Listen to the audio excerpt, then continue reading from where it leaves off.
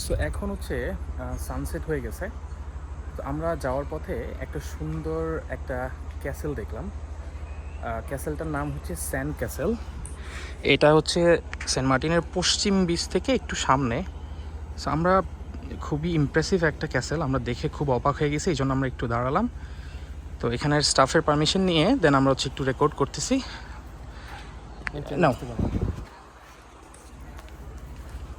আপনারা চাইলে আসতে পারেন এখানে। আলু ওয়ান দাও, ওয়ান।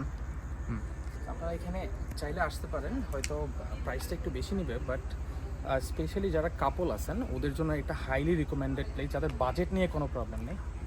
তো যাদের বাজেট নিয়ে কোনো প্রবলেম নেই তারা এই জায়গাটাতে আসতে পারেন। স্যান্ড ক্যাসেল এটা, আমি ডেসক্রিপশনে হচ্ছে এটা লোকেশনটা দিয়ে দিব কোথায় এটা।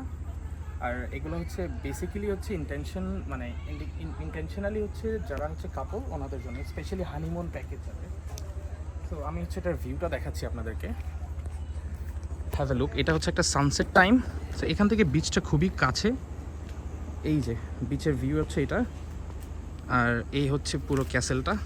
এখানে অ্যারাউন্ড 10 to 12-এর আরও বেশি হবে ক্যাসেল, এই আপনাদের কটেজগুলো আছে। আর কটেজের ইনফ্রাস্ট্রাকচারগুলো খুবই সুন্দর, আমার কাছে খুবই ভাল লাগছে অনেস্টলি। হ্যাঁ, ইউনিক ডিজাইন করছে। আমরা যদি একটু সমুদ্রের দিকে যাই, সমুদ্রের দিকে গেলে আমরা দেখতে পারবো সমুদ্র একদমই কাছে এখান থেকে। সো সমুদ্রটা খুবই কাছে এই ক্যাসেল থেকে।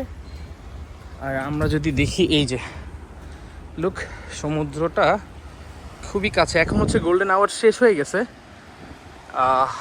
এখন সূর্য অলরেডি নেমে গেছে। তো আমরা এখন এখানে হচ্ছে স্কুবার অ্যাডভেঞ্চারও করার অপরচুনিটি আছে, কেউ যদি করতে চান যোগাযোগ করতে পারবেন। তো আমরা এখন হচ্ছে বের হয়ে যাব স্যান্ড ক্যাসেল থেকে, আমরা আমাদের হোটেলের দিকে চলে যাব। তো আমার কাছে খুব সুন্দর লাগছে এই ক্যাসেলটা অনেস্টলি।